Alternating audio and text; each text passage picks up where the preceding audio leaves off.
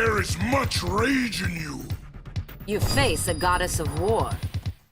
Diana, a Mulher Maravilha, princesa das Amazonas, membro fundador da Liga da Justiça e guerreira implacável. Recentemente incorporada pela atriz israelense Gal Gadot, a Mulher Maravilha é uma personagem rica em significados e querida pelo público. Para além dos quadrinhos, essa personagem costura-se com a história de diversas formas. Ela carrega diversas referências mitológicas, foi criada num contexto histórico singular e adquiriu uma dimensão política muito maior do que a esperada. Hoje a gente vai trazer um pouco desse universo épico, mitológico e extremamente relevante.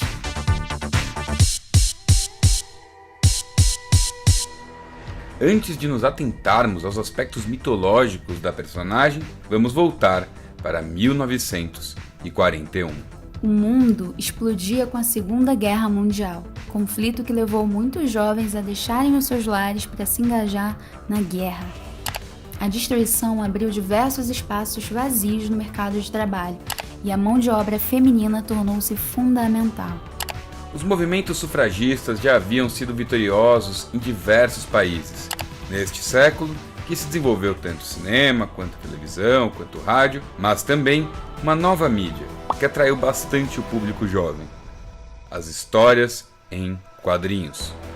Muito bem, a gente está em 1941, 2 anos após o lançamento do primeiro volume do Batman e 5 anos após o primeiro super-herói, o Super-Homem, ser criado pelo Jerry Siegel e Joe Shuster, momento em que as HQs estabeleciam a sua forma.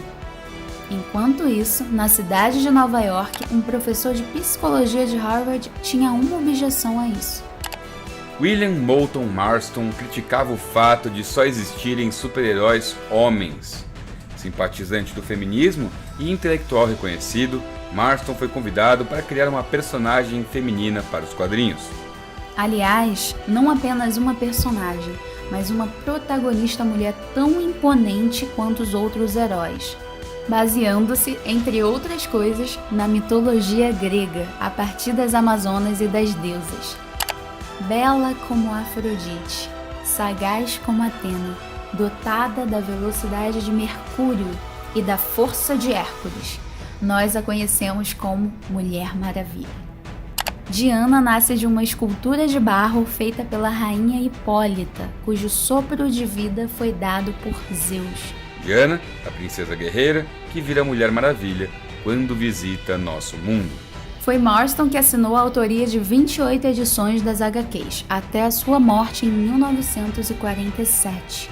Como professor de psicologia em Harvard, se envolveu em vários departamentos: psicologia, história, filosofia e direito, além de se notabilizar pela invenção de um detector de mentiras. Já sacou de onde veio a ideia do laço mágico da verdade usado pela Mulher Maravilha?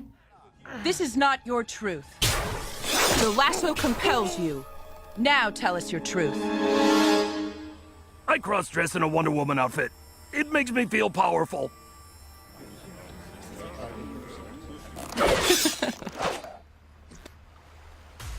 Embrace your truth, my friend. My outfit makes me feel powerful too. Marston era fã das sufragistas e foi casado com Sage Elizabeth Holloway. Sage havia tentado cursar Harvard, entretanto, a universidade na época não aceitava mulheres.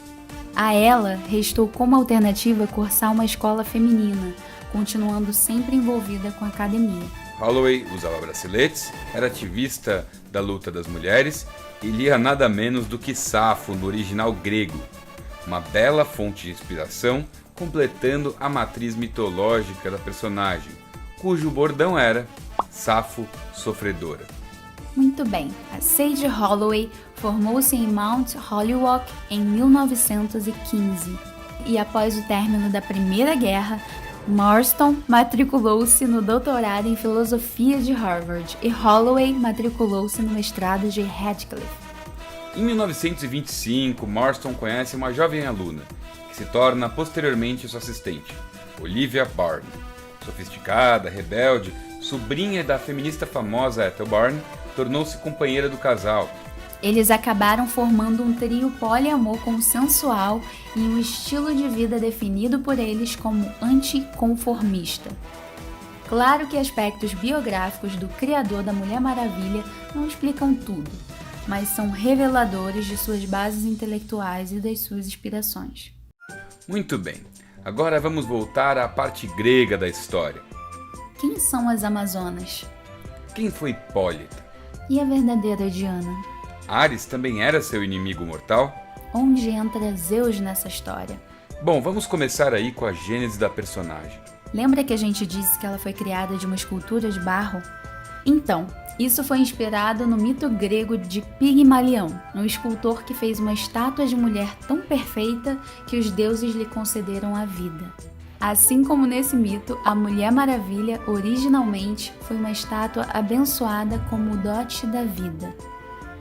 Hoje em dia, tanto nos quadrinhos quanto no filme, algo comentado sutilmente próximo ao final, a história de ela ter saído do barro deixou de ser real. Na verdade, ela foi filha de uma noite compartilhada entre Hipólita e Zeus, tornando-a uma semideusa clássica, aos moldes dos heróis gregos como Perseu e Heracles, híbridos de deuses com humanos. Sabe quem mais é semideusa na mitologia? Hipólita. Pois é, a rainha das Amazonas é filha de Ares, o deus da guerra, e não é tão arqui-inimigo assim não. Inclusive, foi ele quem deu para as Amazonas o cinturão mágico que era símbolo do poder e da autoridade delas.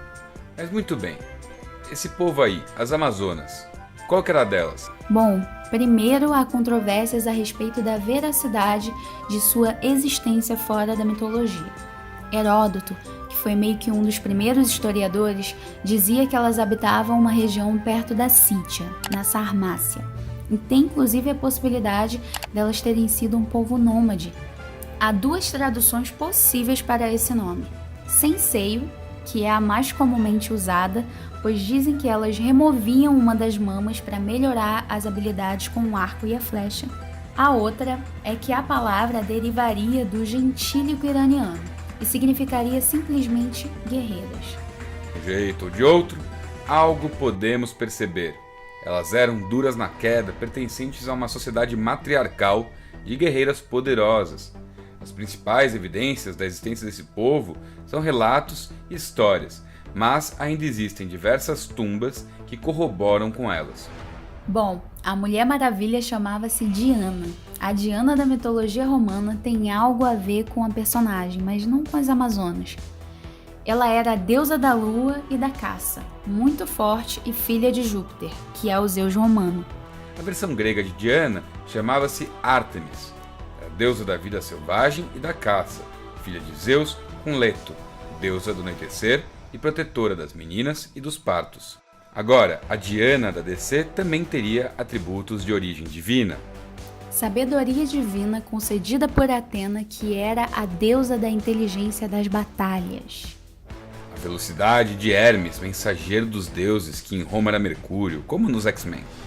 Deméter, filha de Cronos e deusa da agricultura, concedeu-lhe força sobre-humana. Afrodite, deusa do amor, da beleza e do sexo, a presenteou com beleza e amor. Artemis, que seria ela mesma na real, lhe concedeu olhos de caçadora.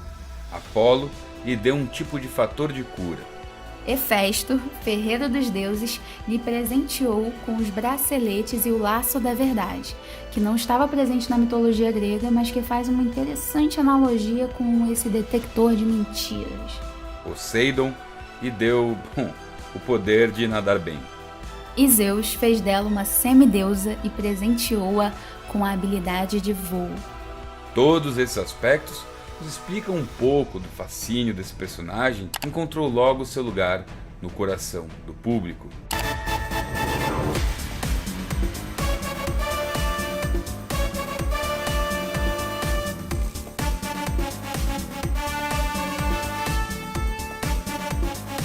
Diana, a Mulher Maravilha, costura ideias do passado com desejos de um futuro mais justo. Operando dentro do arquétipo do herói, mas como símbolo feminista, retratando o espaço adquirido pelas mulheres durante a Segunda Guerra Mundial.